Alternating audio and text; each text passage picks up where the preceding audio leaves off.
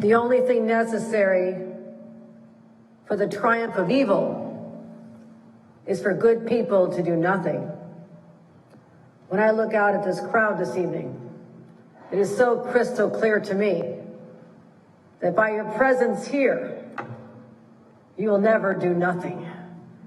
You will stand together as a community, united, sometimes by celebration, as was the intended gathering of Jews all across the world to commemorate what is the happiest, most joyous time of the year, the conclusion of the Torah and the new beginning. And just think about having just come through the holy days. Families, friends, people from all over gather. They dance. They have concerts. They're at peace with who they are. Until the forces of evil intervene. Now, Jews have been persecuted for their beliefs and being the chosen people of God throughout history. Anti-Semitism is not a 21st century phenomenon.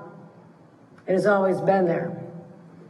But what is so shocking to all of us today, in 2023, that Saturday was the deadliest day for the Jewish community since the Holocaust.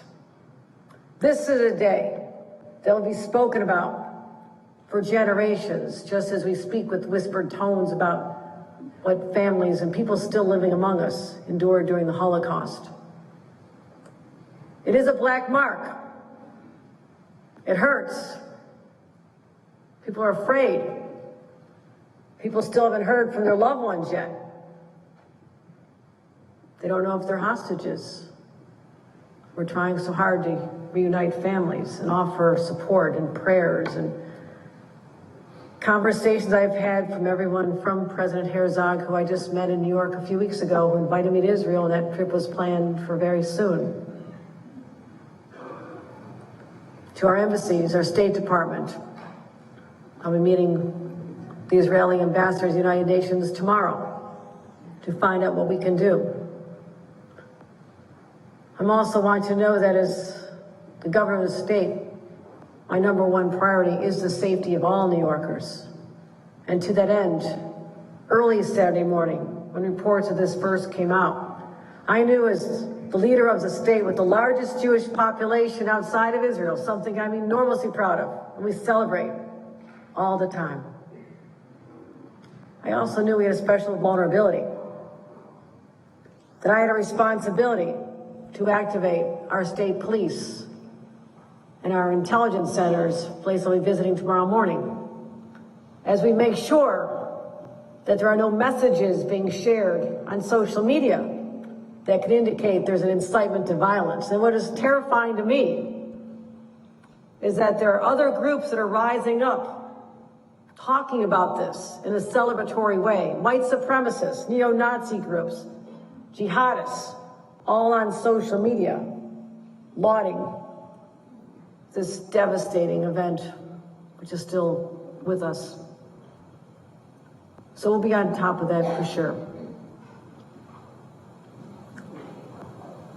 But what must give us peace is to know that the world is united with Israel tonight in a way that I don't believe it has been since the inception of this great concept of a democracy in the middle of the homeland 75 years ago. What a great vision it was to let people come back and celebrate the history and traditions and to allow people to live in peace again. We will fight to make sure that that peace is restored, that the terrorists know that they will find no comfort here, not in this state, not in this country. They'll be called out. Yes, there will be a war, but it'll be a just war because there's an attack on babies, children, grandmas, teenagers at a concert that'll never, ever be forgotten. Mark my words. I assure you, as the governor, I'll make sure that we leave no stone unturned to find out how we can make sure that every single one of you is safe when you gather, because that is your God-given right to exercise your belief, your religion, your true identity. I reflect upon a visit I had to a yeshiva not that long ago, as I was talking about our efforts to stop anti-Semitism, make sure that the Holocaust is taught about in schools so the lessons are learned and understood. And there have been a number of incidences in New York City where people were being attacked because of their attire. This young man said, "I'm not sure I should wear my yarmulke anymore because I'm afraid what they'll do to me on the street. I might get pushed over," my friend said. He said, "Don't wear it."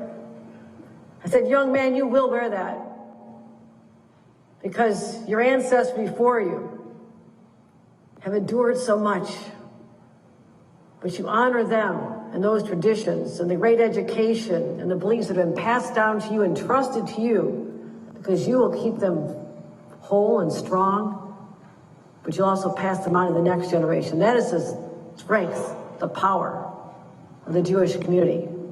And all of us honor that here tonight. We stand with Israel. Today I flew the flag over my own residence, the governor's mansion, and they'll still be flying over your state's capital beginning Wednesday. We'll do that.